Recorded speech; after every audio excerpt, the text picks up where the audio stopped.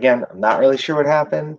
I write about technology, but apparently I'm not very good at it because my first effort here at a live stream was kind of an epic fail. Um, if you'll notice behind me, I have a little poster from Fish featuring some of the characters, and I have a surfboard over my left shoulder because I was practicing karate and I drop kicked the wall and put a big hole in it, and I didn't want everyone to see that, so I put one of my favorite surfboards there. So this is the book Fish. I'm a big fan of it. I've written a bunch of other books as well. So we have, let's see, we got Jack and the Geniuses here. There's three of them. They're fun little adventures. We have Dangerous Waters, which is a book all about Titanic. We also have Jack and the Geniuses in Chinese here, which is difficult for me to read, but the pictures are really cool. And then we have Astrophysics for Young People in a Hurry, which I wrote with Neil deGrasse Tyson. This is the Italian version. I lost my regular old English version. But anyway, I figure we have a few people now. The numbers are climbing. So I think I'm going to start if everyone doesn't mind. And as I said, my fault. I apologize. And if you are watching this late, you can, pick it up later and we'll pick the book up as it goes. So, Chapter 1 Fish on a Farm. The rain had been falling heavily for weeks. The rivers could hold no more water. They flooded farms and towns and houses all across Ireland. And the Reedy home was no exception. Several inches of water had gathered on the floor of the cottage on the day Maurice, the fifth child of Fergal and Nora Reedy, was born. Years later, when Fergal learned that his son had chosen a life at sea, he would think of those floods. He would wonder if the boy felt at home in the open ocean because he'd entered into this world surrounded by water. The flood stopped eventually, and Maurice grew up in a dry and increasingly crowded home. Patrick was the oldest child, followed by Michael, Mary, and Connor, then Maurice, Roisin, Kathleen, Patricia, and finally the youngest, Maureen. The Reeders were farmers, and the boys were expected to help Fergal in the fields. But from an early age, it became clear that Maurice wasn't much good at the work. His brothers were twice as fast, far more thorough, and only too happy to remind him of his deficiencies, often when their father was within range. They enjoyed torturing him in other ways, too, but he had a friend and ally in Roisin. If Michael or Connor snuck a worm into his shoe, dropped a pebble in his soup, or dribbled some mud into his milk, she'd be the one to warn him. And whenever Queen Mary, as they called their older sister, gave Roisin one too many orders, Maurice would help her with the extra chore. As for his name, Fish, he earned it on a warm autumn morning. The Reedy boys had just finished marching across 3 farms and through a wood to a clear and cold lake. They called it Outhouse Lake because Michael would always relieve himself along the shore just moments after they'd arrived. They would walk there once a week to bathe, always remaining in the shallows since none of them knew how to swim.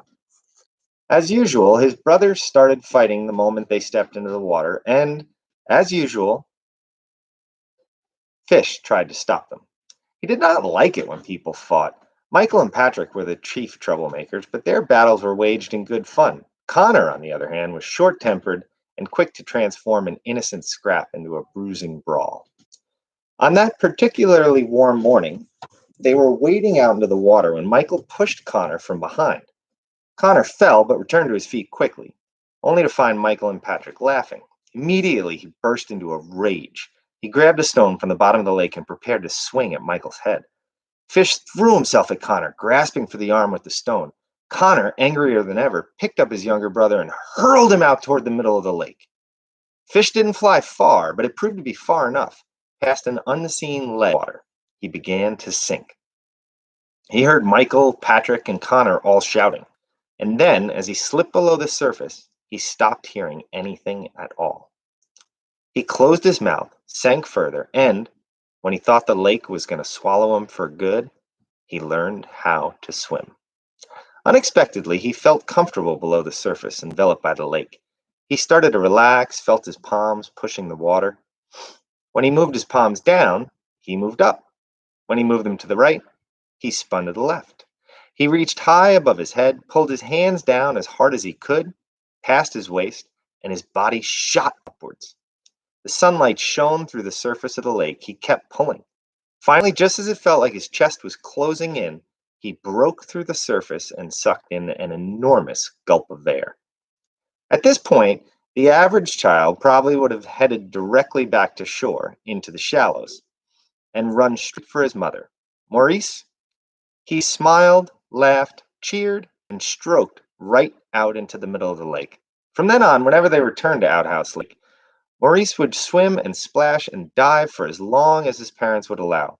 His father came with them on occasion and thought it strange the way his son was so comfortable out in the depths.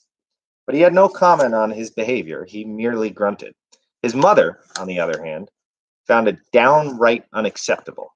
"I'm trying to raise a man," she'd yell, "not a fish." That is how he acquired his name. Of course, the name had little to do with his appearance. He had no gills and no fins. He was a skinny kid with short, straight brown hair, hazel eyes shielded by long lashes, slightly oversized front teeth, and a small nose dotted with faded brown freckles. In his looks, he was very much a boy, yet his brothers and sisters began calling him Fish, not Maurice, and it felt natural. He was at home in the water. He was at home in the water, not on the farm. This discovery turned out to be an important one, given the fact that 2 years later, thanks to a dead horse, a mildly mysterious uncle, and a crafty thief, he would find himself on a pirate ship, leaving solid ground behind him for good. All right, that's the end of chapter one. I'm going to keep reading.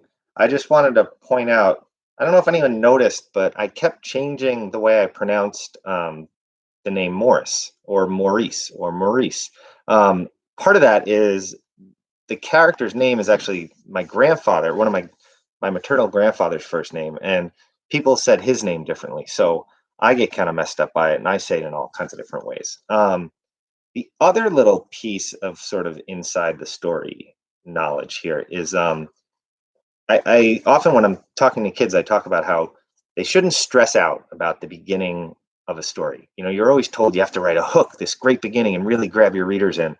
And I don't worry about that when I'm starting a story.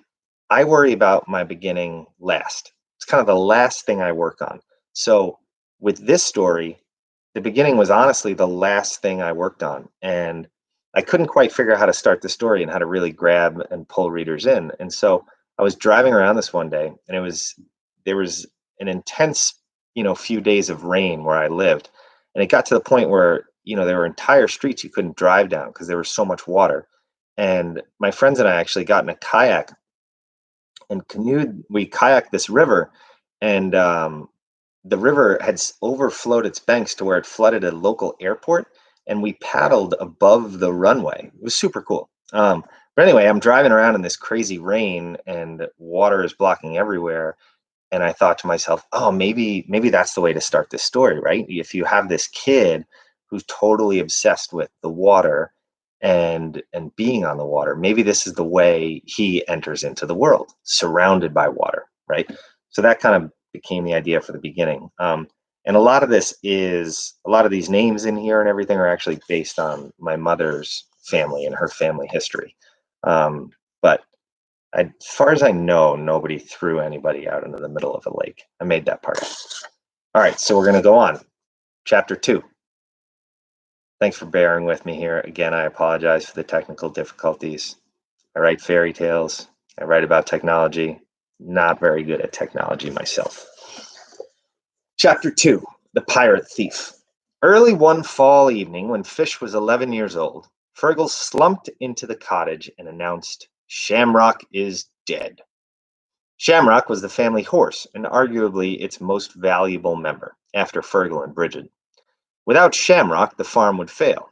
They'd barely be able to grow enough to feed themselves. One of the children, Fergal declared, would have to work in the city to send money home and help the family. Patrick volunteered. He was the oldest, but he was too good of a farmhand to lose. There was really no question of who would have to go, given the fact that he was miserable at farming, often needing half a day to finish a task that any of his brothers would complete in an hour. Fergal decided it would have to be Fish. His heart raced when his father told him. His mother placed her hand on his shoulder. He wasn't sure whether to cry or cheer. For the next few days, as he prepared to leave, his emotions rose and fell like the ocean waves he'd soon come to love. He'd miss his brothers and sisters, his gruff, hard father and practical mother, his swims in the lake. But the prospect of actually helping his family made him feel a good 6 inches taller. On the day he left, the goodbyes were short and consisted mostly of affectionate punches and brief hugs. Connor's punch was not entirely affectionate. He left a painful memento on Fish's shoulder in the form of a purple and blue bruise. His mother held him in her arms longer than she ever had before, and his sister Roisin, who could carve just about anything from a hunk of wood, handed him a newly whittled fish. He could just close his fist around it. "For my brother the swimmer," she said. Then she whispered, "Who's going to help me survive under Queen Mary's rule?" "And who will warn me of worms in muddied milk?" he asked. "I hope you won't have to worry about either." For the better part of 2 days, Fish walked with his father along a puddle filled road traveled by men on horseback and the occasional carriage. They lodged one night in a large stable, taunted by the sight, sounds, and smell of healthy horses, reminding them of poor Shamrock. They arrived in the city early in the afternoon, and the new world was both exciting and frightening. Fish had never seen more than 3 buildings in one place, but here there were hundreds, all stacked together and standing 3 times as tall as the cottage on the farm. The color had been drained from everything. The familiar green fields and trees were gone, replaced with varying shades of brown. The entire city looked like it needed a bath. Smoke billowed from chimneys and doorways and burned his nostrils. The heavenly sense of freshly baked breads and roasted meats mingled evenly with the foul stench of outhouses and trash filled alleys. One moment he wanted to savor the air, the next he felt like wrapping a cloth around his mouth and nose to block it out.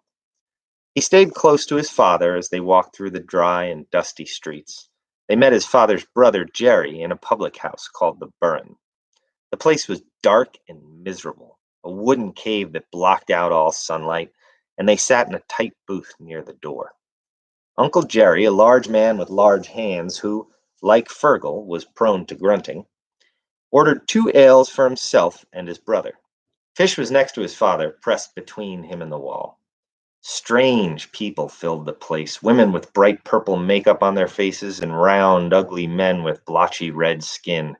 But his father was uninterested in the scene. He and Uncle Jerry grunted and grumbled back and forth. It sounded like they each had food stuck in their throats, but Fish eventually realized that they were, in their own way, conducting a very real conversation. Finally, Fish heard his father say, "So it's decided then." He turned to his father. "What was decided?" "Ruff," Uncle Jerry responded. "Ruff," his father answered back. Fergal stepped out of the booth. Fish slid toward the end, ready to follow, but Uncle Jerry reached across and placed one of his large hands on his shoulder, stopping him. Fish looked up at his father. "You'll stay here now." Fergal picked up his glass from the wooden table and drank the last of the brown ale inside. He placed his hand on Fish's head. "Be careful," he said. The first few weeks were difficult. Fish missed his brothers and sisters, those rare moments around the table when nobody was fighting and everyone was full of food and cheer. But he did not miss digging into the soil, cleaning the filthy pig pens, or having to deal with the farm's ornery, stubborn sheep. The city, a chaotic mass of people small and large, of sailors and merchants speaking French, Portuguese, and Italian, kept his mind away from home. Winding streets and narrow alleyways fed off wide thoroughfares lined with people selling vegetables, wool, and various trinkets out of wooden carts. Women wore bright dresses and large hats, and the men swilled from bottles in the middle of the day. There were young people, too, like him, but he never saw them playing or having fun. They were running errands, working in the inns and offices, selling baubles, and they rarely offered him more than a nod. As for his own work, well, Fish didn't exactly understand what sort of business his Uncle Jerry conducted. All he knew was that he was charged with running packages of various shapes and sizes from one part of the city to another, and that his uncle had enough clients to keep him moving from morning until night, when Fish would collapse, exhausted, onto his small bed. Despite his fatigue, Fish never complained. He worked ever harder and faster, straight through the rest of the fall, winter, and spring.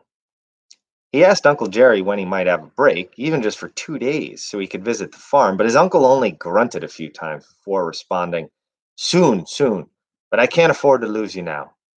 Fish wrote to his family several times and sent money back on a regular basis, but he rarely heard from them, and the few replies were short. Uncle Jerry would see the brief notes and grunt, "My brother's not much with a pen." Often Fish wondered if anyone at home actually missed him. And he had so many questions, too. Had the girls gotten much bigger? Were his brothers fighting more now that he was gone? Had Roisin led a revolution against Queen Mary? He kept the fish she gave him in his pocket and rubbed it when he longed for his family, as if this action might magically bring him home.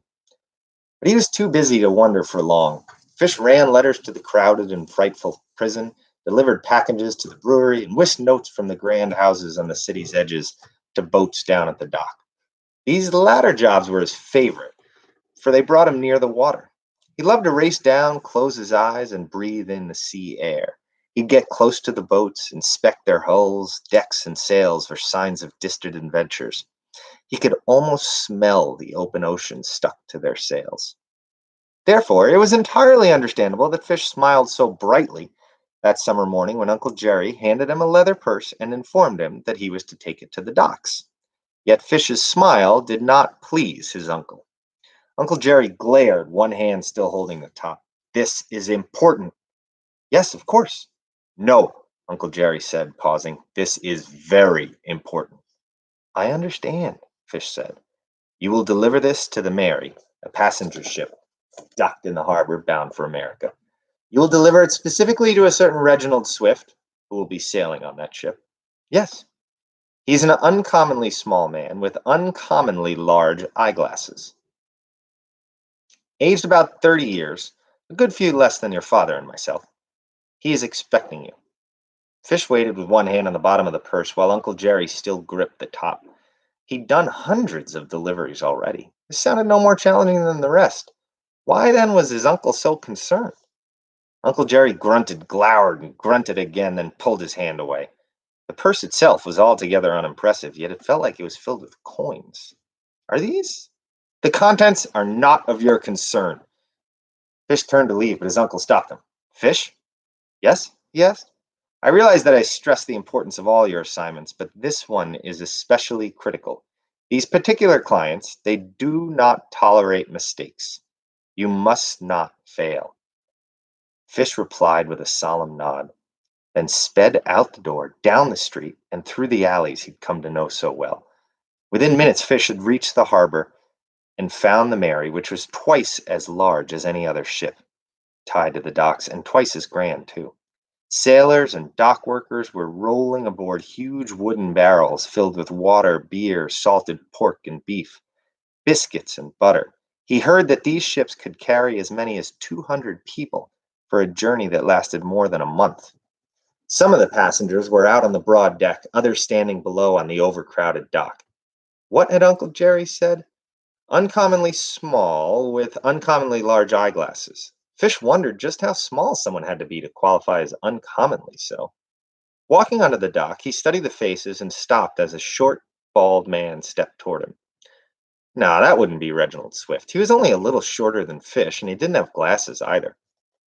A quartet of ladies in very large yellow dresses briefly blocked his way, but Fish squeezed between them and spotted a man leaning against one of the pier's tall, worn wooden columns. It had to be him. Short? Very much so. The sailor walked in front of Swift, and he looked like a child next to the man. The glasses, too, matched Uncle Jerry's description. Big and black rimmed, they took up nearly half his face. And these glasses were effective, for Reginald Swift obviously spotted the purse from a distance. His eyes widened. A wave of relief washed through Fish. Uncle Jerry had entrusted him with an important task, and he was about to complete it successfully. Perhaps Uncle Jerry would even tell his father. Fish imagined his father clapping him proudly on the back, the way he'd congratulate Patrick, Michael, and Connor after a hard day's work in the Fish crashed to the ground, his shoulder driven hard into the wooden dock. He blinked, breathed, felt the purse in his fingers. What had happened? Was that Swift hurrying his way? Before he could determine for certain, someone knocked the diminutive man to the dock. Fish tried to sit up, but someone yanked him up to his feet by his collar before he had the chance. Still confused, he found himself standing eye to eye with a boy about his age. Release the purse and I'll release you, the boy snarled. This boy was strong, even stronger than his brothers. But Fish wasn't about to hand over that purse. He would not fail his Uncle Jerry, not after all the hard work he'd done in the last few months. He gripped the purse tighter and tried to pull away, but the boy struck him in the jaw with the back of his free hand. Pain shot through his head. Holding tight to the purse as the boy tried to yank it away, Fish cried, "Can't we discuss this in a more civilized way?" The boy drove his fist into Fish's stomach. He crumpled to the dock, his arms wrapped around his midsection. Apparently, the answer was no. The purse. Placing a fist on the ground, Fish steadied himself and stood up. He saw the boy hurrying away through the crowd. Ignoring the sickening pain in his stomach, Fish ran after him and leaped at the boy's legs. They wrestled toward the edge of the dock, and then the boy smiled, saying, "Goodbye, pest." He pushed Fish over the side, sending him splashing down into the cool water below. Immediately, Fish pulled back to the surface.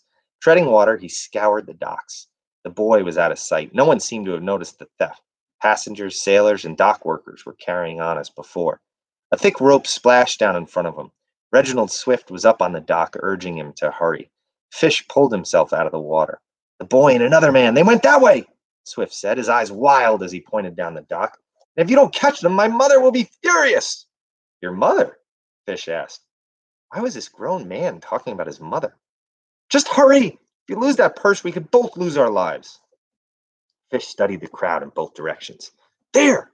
The boy and another man with him. He could see them turning down a dock a few hundred feet away. Dripping wet, his stomach and neck now dull to the pain, Fish sprinted ahead to the dock. Not a single boat was tied up, yet he was certain he'd seen them turn this way. A man who looked like a farmer was leaning against a pylon, smoking a pipe. Behind him, three sailors were standing against the wall outside a nail house, their faces turned up to the sun. A thin, bald, wrinkled gentleman in official dress walked quickly by, passing a mother, and her young children. But that ruffian boy and his friend were nowhere in sight. His heart was pounding. Failure.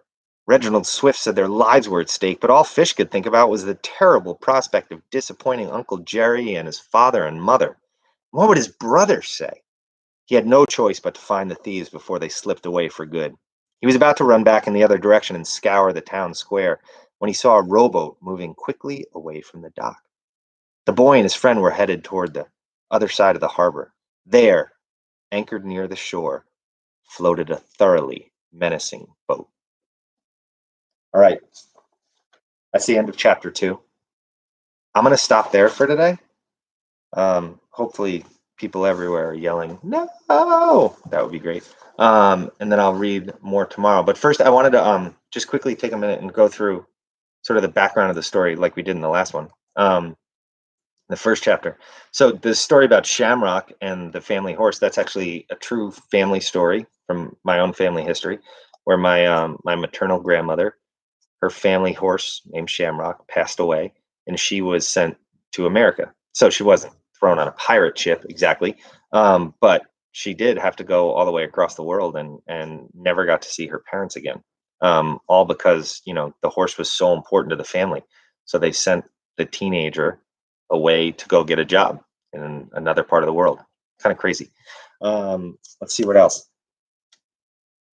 Oh, I also changed something from the original edition, the first Scholastic edition.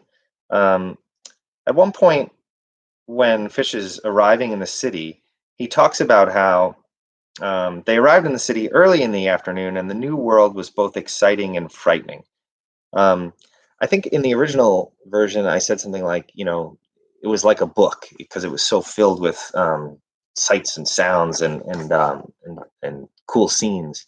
And the more I thought about it, the more I decided, I don't really think, since this book is kind of being narrated from Fish's perspective, and this is a kid who he's obviously intelligent. He's a sharp kid, but I don't really see him growing up on a farm in Ireland so many years ago. I don't really see him as a reader exactly. So I don't think in his head he would be comparing this to a book. So even though this isn't first person narrator, we're sort of seeing it through his eyes, and so we should and kind of learning what he's thinking and feeling. So he shouldn't. The idea of comparing it to a book, while it sounded cool and as a reader and a writer, I liked it. It just didn't work for the character, so I dumped that.